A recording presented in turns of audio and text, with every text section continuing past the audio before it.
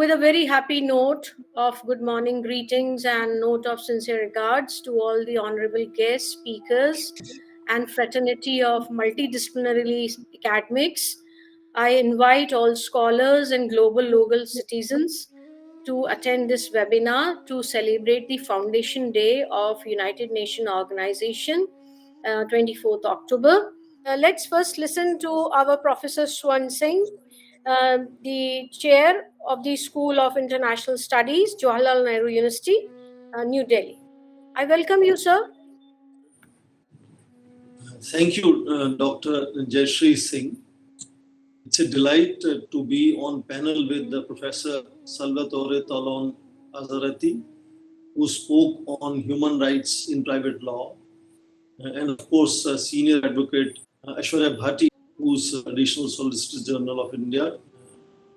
And she very spiritedly brought up how not just the existence and reality of diversity, but the potential of diversity, which is reflected in the microcosm of India's constitutional and legal frame of democracy, and how that is therefore a lesson perhaps for several other nations to look at and engage. That brings the topic slightly closer to where I speak from. I come from international relations, and she had alluded to the fact that there are different ways systems are viewed. And in international relations, the mainstream two theories, for example, the realists and the liberal school of thought. Realists think that all systems are driven by power behind them or the countries that hold that power.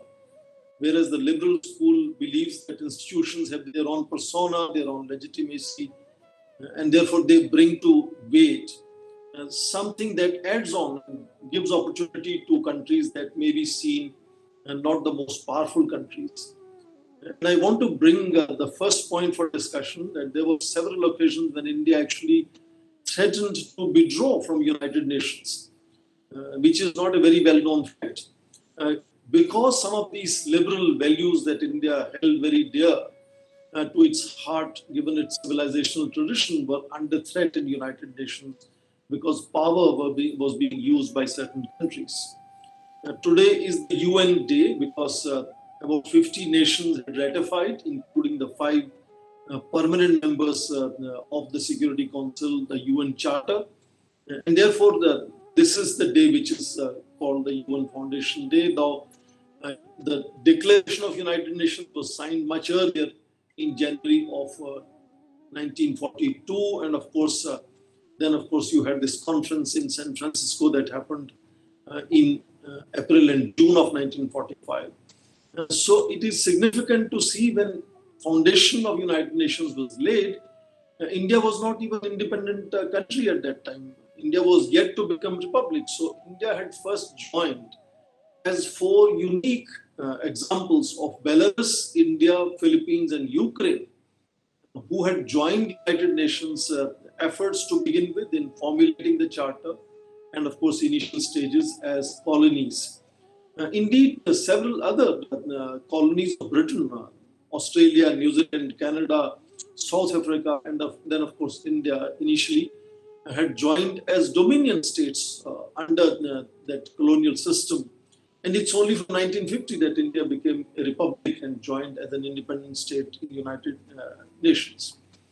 So India has therefore initially seen certain stages when it was colony and dominion and then the full state that could also be seen as a changing role of India. Because when you study changing role of India in United Nations, that initial period itself provides very interesting examples of how a colony could become a dominion and then of course become a full republic, and how India engages during that period with the United Nations. That itself has been a period of understanding this whole changing role of India in United Nations. But we'll look at the last 75 years rather in a bird's view because we have a limited time for discussion today. And broadly 4 phases is how international relations view India's engagement with United Nations has evolved over a period of time, and how has India changed. United Nations has changed but it has not changed to the expectations of many of the other countries, including India. And at least lately, it has not changed as much as the changing international order would expect it to change. So the first stage of India's engagement, if we do not discuss far too much of the change from colony to dominion to republic, is broadly defined from 1945 to 1962, where India was seen as aspiring world leader. As Advocate Aishwarya Bhatti just mentioned, that this great example of India came upon the world stage, which was a large country with a civilizational tradition, with a very peaceful transfer of power, with this whole tradition of engaging the world.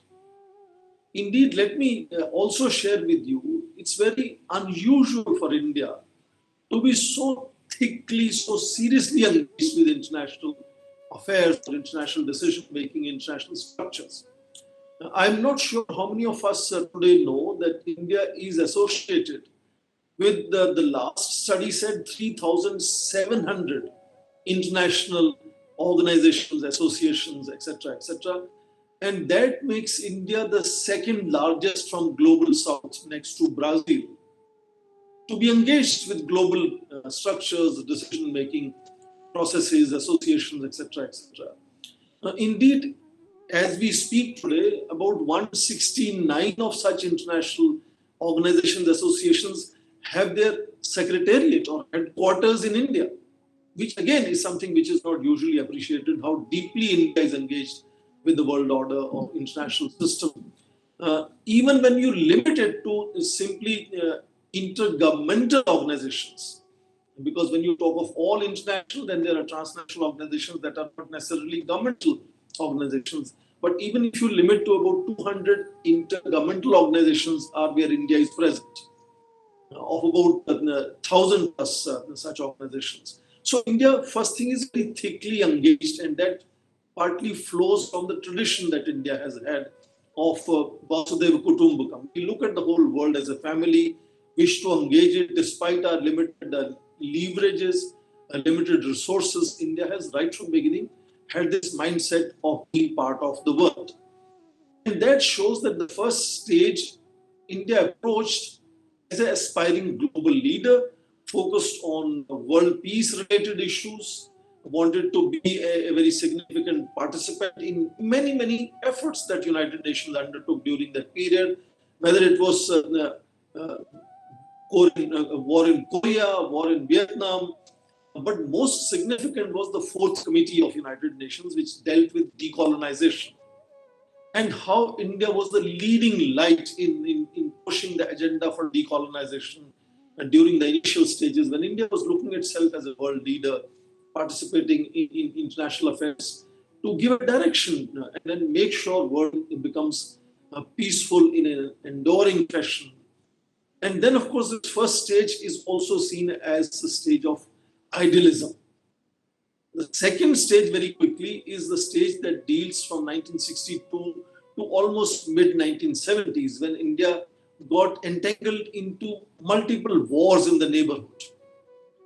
So India's focus from global became rather regional and national. We had 1962 war with China, 1965 war with Pakistan, again another war with Pakistan in 1971. So India got very, very seriously engaged in ensuring national security, and immediate region has to be the focus. And therefore that period saw relatively low profile India was there during 1962 to almost mid-1970s. But again, India's profile begins to change because India's role in liberation of Bangladesh, India engaged in international diplomacy during that time to make sure that no negative outcomes are to be faced out of this India's contribution to the liberation of Bangladesh. India detonated a nuclear device in 1974. And that was a period when national leader Indira Gandhi was seen as a very strong leader. And from that standing, she was engaging the world in that sense. And therefore, again, India begins to seriously engage the United Nations, but now much more from a realist perspective, much more from driving certain agenda, not so much in terms of idealistic uh, even to some extent, not so much normative but pragmatic approach of pushing, for example, economic agenda at the United Nations, of new international economic order, the Earth Summit in Rio, for example, connecting development and environment. So very pragmatic, specific, and nationally we saw India also getting geared up to become a major player in oceanography or in outer space, in nuclear sciences. So that was a kind of a new India now, which was pushing the third phase of India, engagement with the United Nations, where India was becoming far more practical in how to align, engage, and use various sort of mechanisms, alignments to push certain idea and agenda, where India would be seen as a player in that game, and not simply trying to be, global leader in the first stage. I remember the first Prime Minister was writing beautiful letters to important heads of state around the world, seeking things to happen. But now India, in the third stage now, when it comes back to United Nations, is building its own alignments with other nations, global south, non-alignment, uh, and such alignments to push certain agenda, where India was seen as a country which is visible in pushing certain agenda. And then, of course, we talk of more recent period now. India has clearly become much more focused on economic growth and development focus. And India is beginning to be seen now as the sixth largest economy in current dollar terms, third largest economy in purchasing power parity terms. So India's economy, and therefore by extension India's market, becomes a main driver of how India begins to push its own agenda in ensuring stability and peace at global level, but also driven primarily by India's national interests. India gets, for example, waiver in International Atomic Energy Agency, partly because India's relations with the United States begin to change from 2005 or even slightly earlier. So a very different kind of emphatic and rule making, not rule taking, norm making, not norm taking country, kind of a new profile that we notice now that India gets into the current phase. The more recent, and if you talk of immediate last 6-7 years, a very hyperactive diplomacy of India's Prime Minister again has made him very visible in international fora, makes India very visible in international fora of all the multiple agencies and organs of United Nations. That is how, in terms of periodization of 4 phases, the change has occurred in India's engagement and role in United Nations. The other way of looking at change from Indian perspective in engagement with the United Nations is what have been India's strategies, or what have been the primary issues that India has tried to focus and push forward. Again, if you see, there's an enormous change that has happened in what are the issues and strategies India pursues in engaging United Nations. In the initial stages, because there were a very limited number of countries in United Nations, most of what are today independent nations were colonies. India was a leading voice in United Nations in initial stages on racialism being a concern. The last example was South Africa's apartheid, which India fought tooth and nail. Decolonization, I mentioned the Fourth Committee of United Nations, and I remember M.K. Rasgotra was India's young diplomat who has written his A Life in Diplomacy, his autobiography. He describes how India was playing a leading role in decolonization campaign at the United Nations during that period. That was supported. Now, if you look at what strategy India was following, not simply making a normative design and model and speaking about it, but also ensuring there's a support to that design and that model. And India uses Afro-Asian unity, India uses non-aligned movement to push that agenda. And there's a G7 group which India is again using to align with those and push these ideas of decolonization. And within about first 15 years, the membership of United Nations as a result was to double from 50 to 100 plus. And that was the first stage when we saw visible reformation or transformation of United Nations happening, because numbers of members had doubled. Economic and Social Council, for example, which saw, in fact, India's ambassador, Arcot Ramaswamy Mudalia, who had signed on the Charter on India's behalf, was the first president of Economic and Social Council, which was now to expand its membership from 18 to 27. But more important is UN Security Council, which is in debate for last 15 to 20 years now. Because of that doubling of membership in first 15 years, expanded its own membership from 10 to 15, adding 5 more non-permanent members. Now, today, if you see, the membership has again doubled, about 193 members, United Nations nation-state members. But no such transformation or expansion of those bodies has happened lately. That is a point to be noted, and I think that is something which is of enormous significance for United Nations to stay credible. Some of you would remember the last speech recently Indian Prime Minister gave at United Nations General Assembly. He underlined this fact, that the onus to ensure credibility of United Nations today lies on the door of United Nations. And therefore, I think there is a need to ensure that its legitimacy and credibility stays robust, and that seeks certain reforms and therefore expansion of some of these United Nations bodies. But meanwhile, India has not stopped and waited simply to be recognized differently or given a permanent seat in UN Security Council. All of you perhaps are also familiar how in 1949, 48, 49, there was also these insinuations and perhaps illusions of the Chinese seat, which was then held by Republic of China in Taiwan, which was not seen credible at all, because now you had a new China, the Communist China. And there was a debate whether that China, which is sitting in UN Security Council, is at all credible to sit and take that permanent seat with veto. And India was a country which was seen as a country that could replace China and take that seat. But you remember that was India's phase of behaving as a world leader, pushing an idealist approach to world sort of order, world decision making. And India was pushing China's case that now it is the new China, the Communist China, which should get the permanent seat in Security Council and get that veto also. So in that sense, there was an opportunity for India at that stage. It did not come. It may come, may not come.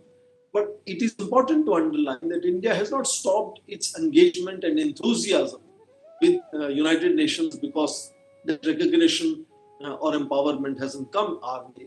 So from initial stages of focusing on anti-imperialism, racialism, decolonization, India has gradually moved to pick on other subjects. And the first most important subject which India moved forward to was UN peacekeeping. Uniting for Peace resolution had created a new instrument in United Nations which was not written in Charter. It is called UN peacekeeping. UN peacekeeping is simply meant to ensure a buffer between parties in conflict if they come and request United Nations to help them. They are not a force to fight the local conflicting parties, but just maintain buffer. And they depend on voluntary contributions of soldiers, troops. And as you know, India is one of the largest contributors of United Nations peacekeeping. In fact, one of our diplomats, Dr. Shashi Tharoor, was in the peacekeeping secretariat in 1990s when we talk 1990s as a decade of peacekeeping. Peacekeeping operations boomeranged. They became so much. And indeed, the largest activity, largest single activity of United Nations, which is effective and visible around the world, is peacekeeping. So India became a major contributor of peacekeeping during decade of 1960s and 70s. Then it started also focusing gradually on other important issues. For example, I mentioned the Rio Earth Summit of early 1990s, linking development and environment, focusing much more on now regionalism, how regional organizations can also contribute to what United Nations seeks to achieve. India started being an active player immediately, for example, in its own region, South Asian Association for Regional Cooperation. Again, some facts which are not highlighted. In 1987, SAARC was the first regional organization to sign a convention on countering terrorism, which till then most developed nations was thinking is a problem for poor countries. It's the poverty that leads to terrorism. Of course, they are now in disillusion from that and they talk very differently. So India started also becoming a very, very emphatic player at global level now of terrorism, of piracy, of climate change. So there are new issues and new strategies that India has adopted. And if you look at how India has gradually evolved in terms of how it aligns at United Nations, in fact, many people today believe that India has distanced itself over a period of time from its initial constituencies of the G77 or the non-aligned countries, and has now aligned very closely to emerging powers or the dominant powers. Example would be, for example, India is now part of G20, and that is seen as a organization that can play much more emphatic role in international order, international peacemaking, international decision making, and India is an important player there in that. Or other related organizations where emerging economies have come together in BRICS grouping, or India plays a role, for example, now in pandemic, becoming the pharmacy of the world. So India has now been seen as a emerging power center by itself, and therefore does not rely far too much on developing or least developed countries' constituency, but now uses a new framework of emerging economies, middle powers, and the dominant powers. And India's relation to the United States, again, is an example here, where India has completely changed its strategies, how it engages with United Nations. Let me put the very last point before I close my initial remarks. If you look at the very recent period, India joined this year from January 1st UN Security Council as non-permanent member for the 8th time. And an example that I always give is how India was brought in as a non-permanent member to the UN Security Council for 8th time. In a secret ballot of electing countries that will be elected as non-permanent members, India received 184 out of 193 votes of UN members. Now, that is a reflection of the general increasing acceptance and credibility of India in United Nations. India also, for example, today is chair of World Health Assembly, and that is an assembly which is becoming most important in middle of pandemic, and India is chairing that. There is also a decade-long debate about transforming World Health Organization. India has the role to play there. So even if it is not part of UN Security Council as a veto-building permanent country, permanent seat, India's credibility, India's efficacy, India's engagement has over time become far more effective because it has changed its strategy for a period of time. And the most recent in this year as a non-permanent member, in August, India was holding the presidency of UN Security Council. And that's a very, very important opportunity for any country because if you remember, UN Security Council today has 15 members. And the presidency rotates on month-to-month basis. So like that, India, within first 8 months or 7 months till July, had 8th month when it was presiding over the UN Security Council. Now that period is also very interesting. You see, lately we are debating around the world what has happened in Afghanistan. Taliban took over Kabul in middle of India's presidency on 15th of August. And India, including Prime Minister Modi, for the first time in Indian history, chaired UN Security Council meeting, where a resolution was adopted regarding Taliban, because India also is the chair of Sanctions on Taliban Committee of UN Security Council, also chair of the UN Security Council subcommittee on sanctions on Taliban, and most important, also chair of a subcommittee on countering terrorism. So here is Indian Prime Minister who goes and speaks and chairs that meeting, which leads to UN Security Council passing a resolution number 2593, which sets the benchmarks, which will continue to be now important benchmarks, that Taliban must come true on to receive any international recognition. Second very important issue, in which case Indian Foreign Minister Dr. S. J. Shankar was chairing the UN Security Council meeting during that period of presidency, is the one that dealt with protecting the peacekeepers from impunity attack, linking also technology and peacekeepers. How to ensure that kind of safety of our peacekeepers, which has led to another resolution being passed, which also be lasting in that sense. and of course many other routine items that were going on. So how India was able to bring about an important consensus in UN Security Council to pass some of these resolutions during that period of presidency. And of course, India continues to be part of UN Security Council till end of next year because it is a 2-year term. So what I always underline is that sometimes there is enormous dissatisfaction that UN Security Council or its organs or its agencies do not reflect the reality on the ground. Their world has changed completely. And I underlined how India is the third largest economy in purchasing power. Parity terms, India is the sixth largest economy in dollar terms. India is pharmacy of the world in middle of pandemic. That recognition has not come, maybe. But how India has still ensured that its credibility continues to grow, its impact on what it wants to achieve in United Nations continues to grow, and that has seen it having very different kind of strategies being adopted, very different alignments being built with other powerful nations and emerging countries, emerging economies. And that makes it very fascinating how India can sit together in quadrilateral security framework with US, Japan, Australia, and India on one side. Recently, you saw another quad introduced by Israel, United Arab Emirates, US, and India on the west of India, in West Asia.